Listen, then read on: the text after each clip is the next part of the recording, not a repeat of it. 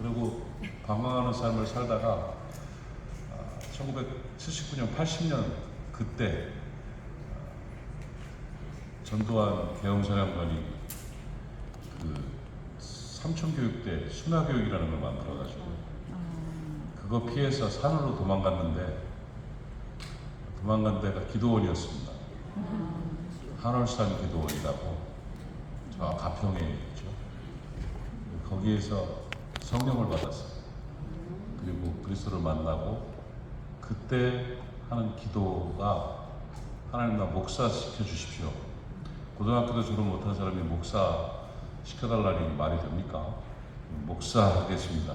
하나님 목사 하겠습니다 하면서 기도하고 그리고는 이래봬도 제가 고시 출신이에요. 왜 웃어요? 3대 고시, 사법고시, 행정고시, 검정고시.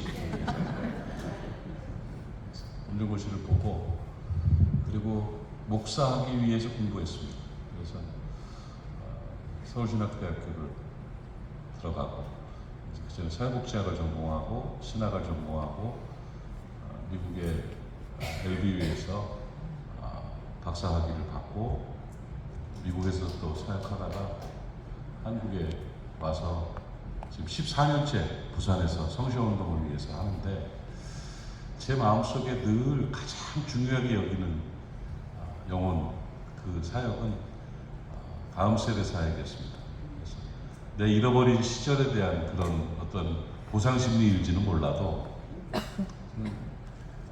다음 세대 청년들, 청소년들, 어린이들이 살아나야 된다는 확신을 가지고 제가 1992년도부터 사역을 시작해요. 저는 부목사를 한 번도 못 해봤습니다. 가슴이 뜨거워서 개척했어요. 개척. 고아원에서 원목으로 좀 있다가 대전에서 개척을 한 게 1991년도 11월 달에 춘천에 가서 춘천교육대학교 옆에다가 개척을 했습니다. 그리고 1992년도부터 이제 사역을 시작을 하면서 그 교회는 춘천제일교회라는 교회였는데 그 교회는 교육대학교 선생님들, 학생들을 위한 교회로 그렇게 지하교회에서부터 시작해서 7년 만에 교회를 건축하고 제가 그곳에서 13년 동안을 사역을 했었습니다. 제가 그 선교 전략 중에 최고의 전략을 교사 선교라고 저는 생각을 했습니다. 그래서 그때 처음 개척할 때 처음에 나왔던 학생들이 9학번 아이들이죠. 처음 왔던 아이들이 그때 뭐 지금 여러분도 아실 거예요. 지금 교감인데 이창수라는 친구하고 또 권이란이라고 글 쓰고 하는 친구도 있고 그 친구는 이란이는 2기, 창수는 4기, 김형준, 뭐 박수미 이런 친구들이 처음 교회에 와서 이제 시작을 해서 그때부터 다음 세대 사역을 위한 하나님 나라 건설을 위한 그런 전략으로서 교사 선교 사역을 시작했습니다. 4년 동안 4년 계획을 가지고 춘천 교대 학생들을 교사 선교사로 양육해서 파송하는 일을 교회 주사역을 했고 그때 한참 청년들이 많을 때는 청년들이 한 200명 교대생들이 한 번은 부흥회를 한다고 하는데 강사님이 설교하고 있는데 누구 한 명이 들어올까 막 했더니 오오 하면서 막 이러더라고요. 왜 그래 하고 나중에 물어봤더니 그 춘천교대 실과과에 있었죠? 실과과에 다 우리 교회를 나오는데 한 명 안 나왔던 애가 마지막으로 나왔다는 거예요. 그러니까 막 와 좋아가지고 이랬을 정도로 그렇게 이제 사역들을 하면서 4년 동안 저는 졸업을 하면 CCC는 이제 나사렛이라고 하는데 우리 교회에서는 엘더라는 이름으로 뭐 선배, 장로 뭐 이런 성숙하다는 그런 뜻이 있어서 엘더라는 이름을 부여해서 교사 선교사로 파송하는 파송식을 합니다. 파송식은 눈물의 파송식입니다. 가슴이 뜨거워져가지고 기수별로 해서 제가 13기까지 양육을 하다가 그러고서 이제 하나님의 뜻 가운데 미국으로 이제 들어가게 됐는데 그 엘더들을 1000명 선교사라고 부릅니다. 왜냐하면 평생 동안 선생님 하면서 아이들 1000명을 전도한다. 이걸 목표로 딱 심어줬었습니다. 국비선교사라고도 불렀었습니다. 왜냐면 나라에서 월급 받고 선교하니까. 한 번은 졸업하는 아이 중에 한 명이 우즈베키스탄에 선교사로 나가겠다고 그러는 걸 저는 막았습니다. 선교 다른 사람 하게 해라. 너는 거기 가가지고 돈 쓰면서 기껏 해봤자 1년에 몇 명 정도 하겠냐. 그 나라 말 배워야 되고 풍습 배워야 되고, 여기서는 갔다가 애들을 갖다가 영혼들을 갖다가 앉혀놓고 그러고서 니만 잘하면 전도하고 애들 지옥 안 가게 만들 텐데, 내가 하나님이라면 너 선교사로 파송 안 한다. 학교 교사로 파송한다. 그래가지고 막았던 적이 있습니다.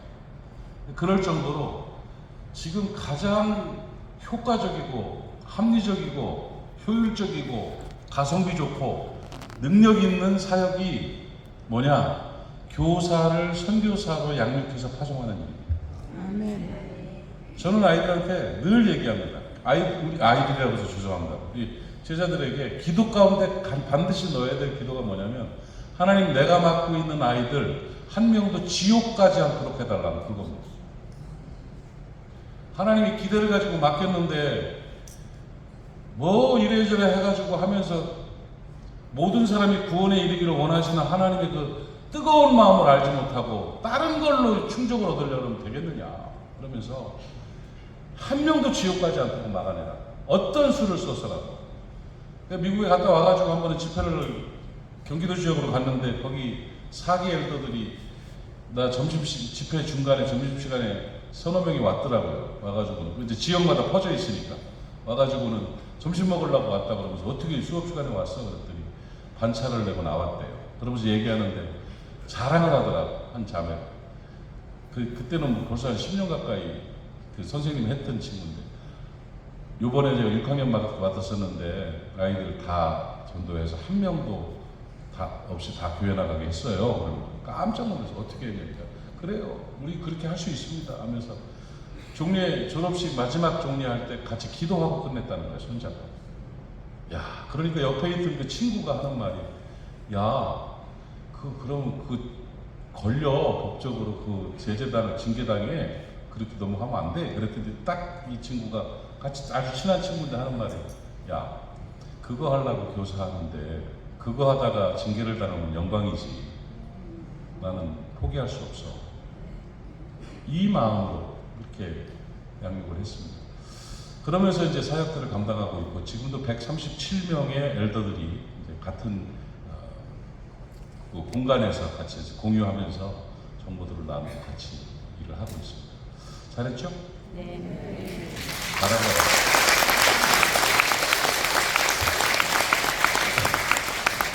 우리 선생님들을 양육하는 교회들이 좀 많았으면 좋겠고, 섬기는 교회들이 좀 많았으면 좋겠다는 생각이 듭니다. 그때 4년 동안 훈련을 시키면서 여러 다각도로 여러 방면으로 이제 영혼을 구원하는, 전도할 수 있는 선생님으로 어떻게 살아야 되는가에 대해서 얘기했던 내용들 중에 몇 가지를 추려가지고 제가 좀 소개를 했는데, 기록에 다 있습니다. 그러니까 유인물에 있으니까 참고하시면 되겠고요. 먼저 기독교사는 자격이 있어야 됩니다. 아무나 기독교사로서 영혼 구원하는 일을 못합니다. 첫 번째 자격이 뭘까요? 예수님 믿는 사람이 기독교사가 돼야 됩니다. 교회 다닌 사람 말고요, 못합니다.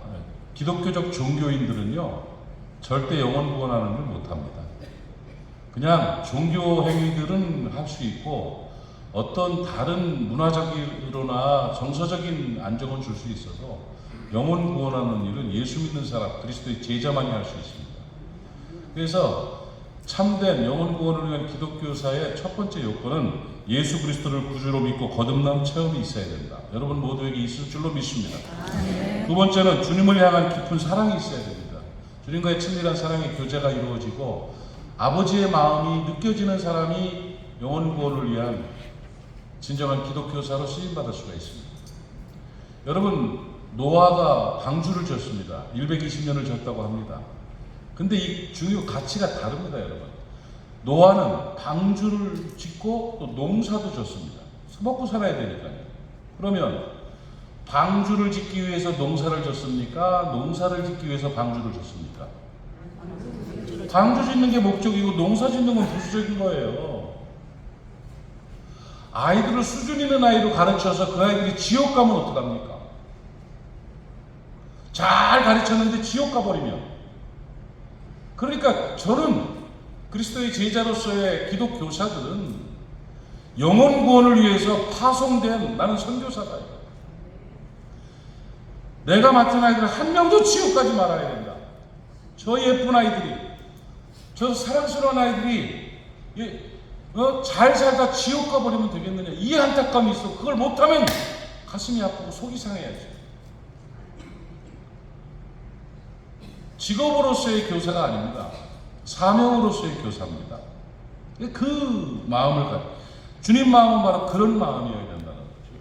그러면서 그렇게 주님의 친밀한 교제와 주님의 마음을 아는 바른 목적을 가진 기독교사로 살아가면서 필요한 것이 뭐냐? 그 일을 이루기 위해서 필요한 것이 성숙한 성품의 사람이어야 된다는 거예요. 한번 따라 합시다. 신앙 좋은 나쁜 사람 많습니다. 신앙 좋은 나쁜 사람들이 진짜 많습니다.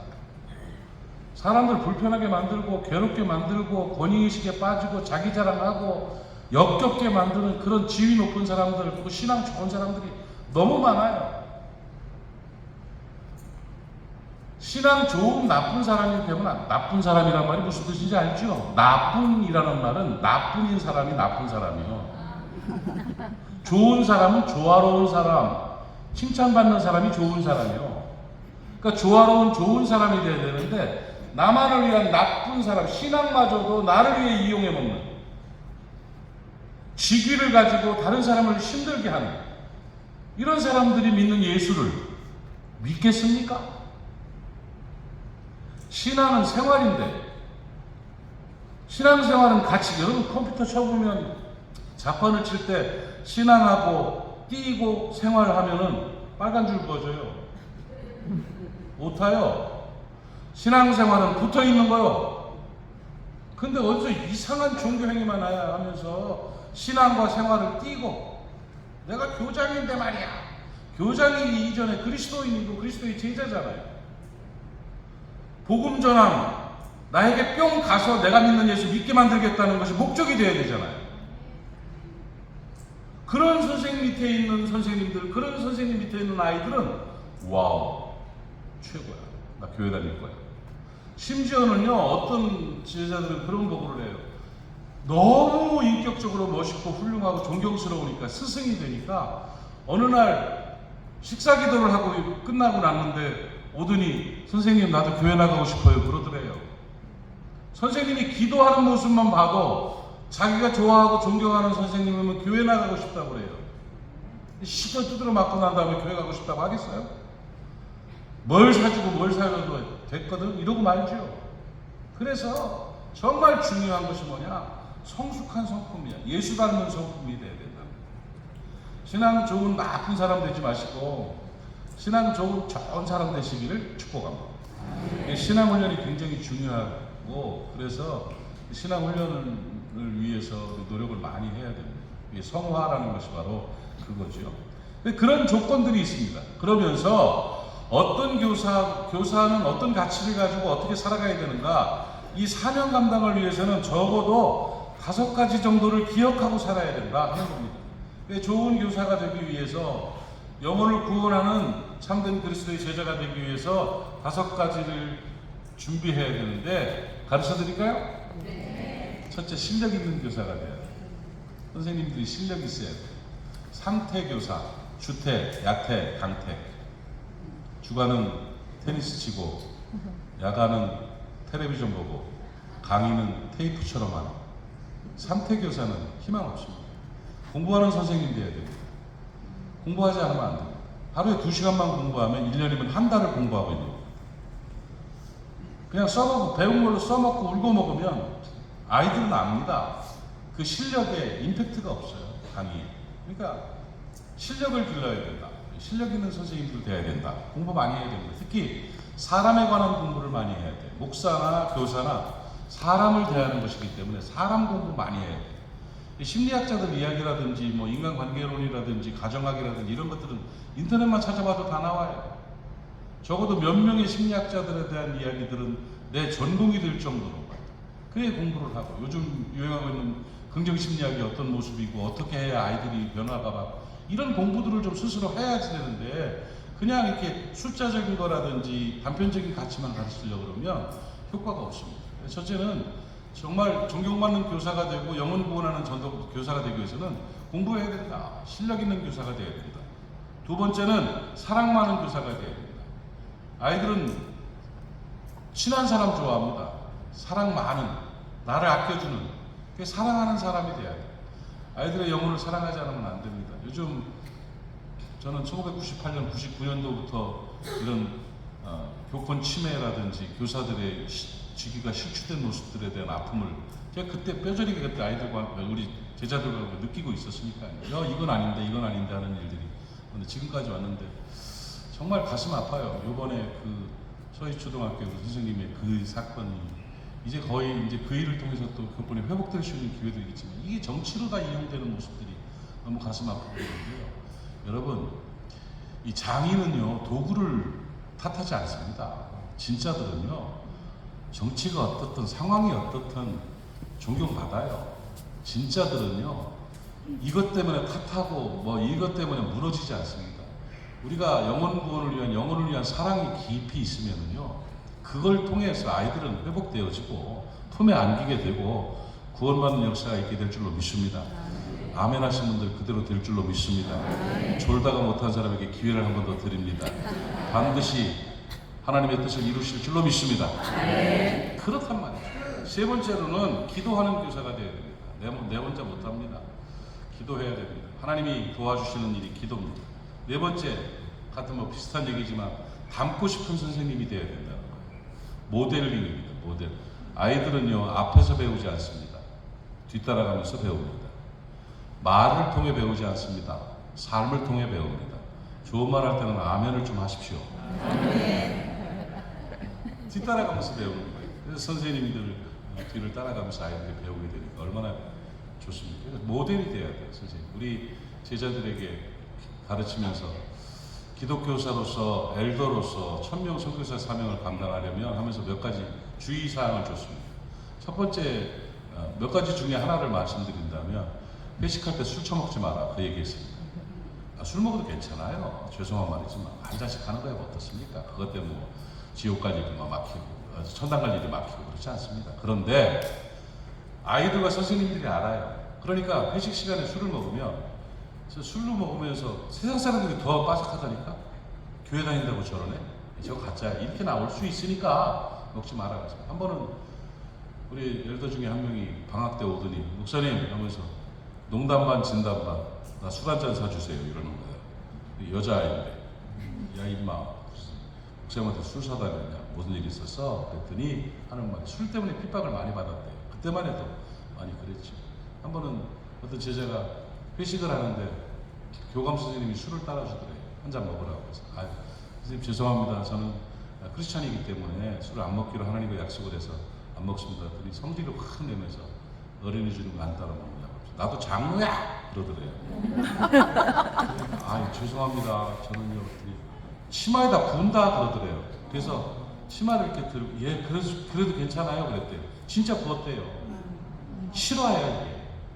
그래도 이제 안 먹고 죄송합니다. 그러다가 처음에 찍혀가지고 고생을 많이 했는데, 시간이 지나면서 존경받고 사랑받고 해가지고 좋아졌다는 간증 이야기를 들었습니다. 이 기독교사로 살아가려면요, 이 존경받는 사람이 돼야 돼요. 모델이 돼야 된다 하는 것입니다. 다섯 번째로는 전도하는 교사가 된다. 여러분, 착각 좀 하지 마십시오. 성경대로 믿어야지 지 맘대로 믿으면 안 됩니다. 성경에서 기회가 되면, 때가 되면 무르익으면 전도하라고 그랬습니까? 때를 얻든지 못 얻든지 하라고 그랬습니다. 알기는 찰떡같이 알아요. 때를 얻든지 못 얻든지예요. 기회를 노리고 뭐 시간을 쌓고 기도의 분량을 쌓고, 보이면 그냥 주께서 역사하시는 것 같으면 바로 예수 믿어 해야 돼요. 교회 가자 해야 돼요. 이 전도를 해야 되는 건데, 평생 교사하면서 한 명의 아이에게도 예수 믿자는 말을 못했다면 교사 다시 하십시오. 처음부터 기독교사 다시 해야 돼요. 아멘? 아멘은 뭐 다시 할 수는 없습니다만은 제가 이게 시간이 주어진 시간이 짧아서 막 뚝뚝뚝 제목만 얘기했는데 느낌은 있죠? 네. 알아는 들었죠? 네. 그러니까 남들한테 3시간 할 거 선생님들한테는 30분만 해도 돼. 그냥 그대로 잘 듣고 하나님 나라 건설 노동자로 살아갑시다. 진짜 영혼 구원을 위한 교사로 섭시다. 존경받고 사랑받는 선생님이 됐으면 좋겠어요. 이 제가 오늘 강의한 내용들, 말씀 전한 내용들 중에 제일 중요한 거 목사님들은 뭐라고 생각하세요? 하고 묻는다면 저는 한 가지만 뽑으라면 정말 기독교사로 쓰임받기 위해서 제일 필요한 게 뭡니까? 하고 현장적으로 묻는다면 저는 성숙한 성품의 선생님 되십시오. 인격입니다. 인격. 까칠하지 마십시오. 꼰대짓 하지 마십시오. 나쁜 사람 되지 마십시오. 누가 봐도 마음에 드는 사람, 누가 봐도 좋은 사람, 누가 봐도 친해지고 싶은 사람, 정말 존경하는 사람 되십시오. 스스로의 착각에 빠지지 마십시오. 지갑 열어 돈 푸십시오. 마음 열어서 품어주십시오. 표정 밝게 하십시오. 따뜻한 말 해주십시오.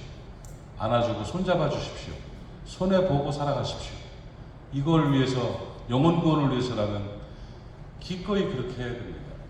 조선시대의 선비들, 학문을 하는 선비들에게도 선비 정신이라는 게 있었습니다. 교사들이라는 것은 이 나라의 정말 지도자들이고 정말 하나님 앞에 쓰임받는 훌륭한 분들입니다. 이 정신이 있어야 됩니다. 제가 그 선비 정신 한 가지만 소개하고 갈랍니다. 조선시대 선비 정신 중에 주주리 정신이라는 게 있습니다. 아시는 분 아시겠죠? 주주리 정신. 따라해봐요. 시작. 뭔 정신이 주주리인가? 저 시골 어느 마을의 관아에서 과거 시험이 있었답니다. 지방 관리를 뽑는 과거 시험인데 농업, 축산업 같은 걸 관장하는 아주 하급 관리를 뽑는 일인데 거기서 이제 사또라든지 이런 사람들이 모여가지고는 시험을 보는데 최종적으로 2명이 남았대요. 1명을 뽑아야 되는데 2명이 남았는데 그 2명의 마지막 시험이 뭐냐면 이제 면접 시험입니다. 면접 시험을 하는데 이제 이렇게 관아가 있고 이제 마당에 둘이서 이제 면접 볼 2사람이 이제 서서 대기하고 있는데 이제 1명을 먼저 1번을 불러서 들어갔죠. 저 사람이 되면 내가 떨어지고 내가 되면 저 사람이 떨어지는 거니까. 그래가지고 들어갔는데 문을 벌컥 열고 들어갔더니 사또가 앉아있고 이방도 앉아있고 이 사람 저 사람 앉아있는데 평풍이 하나 쳐있더래요. 그래서 면접을 보는데 오늘 마지막 시험은 이걸세 하면서 가축들을 돌보는 일을 해야 되니까 한번 맞춰보게 하면서 평풍 뒤로 불러가더니 평풍을 이렇게 열더니 이 동물이 뭔가 하고 묻더래요. 그러니까 이렇게 장 속에 뭐가 있냐면 뭐 새 새끼 같은 게 한 마리가 이렇게 앉아있더라는 거예요. 요걸 맞추면 되는데 딱 보니까 그거다 하고 생각이 나가지고 말하는데 너무 떨려가지고 이 사람이 분명히 보니까 꿩새끼야. 꿩새끼인데 너무 어리긴 하지만 꿩새끼가 뻔히 알죠. 그런데 이 말을 못해 저 사또 주주리 그랬어요. 꿩새끼라는 말을 까먹고 뭔 말인지 알아듣는지 못 알아듣는지를 모르겠네. 알아들으시오? 네. 주주리 그랬대요. 그러니까 주주리가 아닐세 하면서 떨어졌어요. 이 소심한 사람이 하고 속상해가지고 나가는데 이제 테마로를 내려갔는데 그 2번이 기다리고 있더라는 거예요. 기다리고 있어가지고 뚝 나갔는데 어떻게 잘 봤나? 그러니까 아니야 난 떨어졌어. 못 맞췄어? 그래? 아이고 안타깝네. 어떻게 뭘 못 맞추나? 그랬더니 이 친구가 또 착하기도 하지. 글쎄 평풍 뒤에 꿩새끼가 있는데 그걸 꿩새끼라고 말을 못하고 떨려가지고 주주리 그러고 나왔다네. 내가 참 바보지. 그랬대요. 그래? 답을 알려준 게 됐어. 이 친구가 2번이 들어가서 똑같이 또 열더니 저 안에 있는 짐승이 뭔가 하고 묻더래요. 그러니까 이 친구가 딱 보니 진짜 꿩새끼가 있더래요. 1번은 그걸 보면 주주리 그랬고 이 친구는 뭔가 이렇게 보다가 예 사또 하면서 하는 말이 저것은 꿩의 새끼인 그랬더니 꿩새끼 맞았네. 주주리라 하옵니다. 꿩의 새끼인 주주리라 하옵니다. 깜짝 놀라가지고 주주리? 예, 이 동네에서는 꽁새끼를 주주리라고도 부릅니다. 그러니까 사또가 땅을 팔았죠. 아, 그렇구만. 고민하다가 2명 다 합격시켰다는 재미난 얘기가 있습니다. 웃기는 얘기 같지만 이 이야기 가운데 선비 정신이 들어있습니다. 남을 밟고 남을 누르고 자기를 위해서 남을 희생시키는 것이 아니라 서로 커버하고 도와주고 기지를 발휘하고 함께 어우러져 함께 잘 되는 이 모습입니다. 이게 주주리 정신이죠. 그 정신으로 사는 선생님들 되시기를 바랍니다.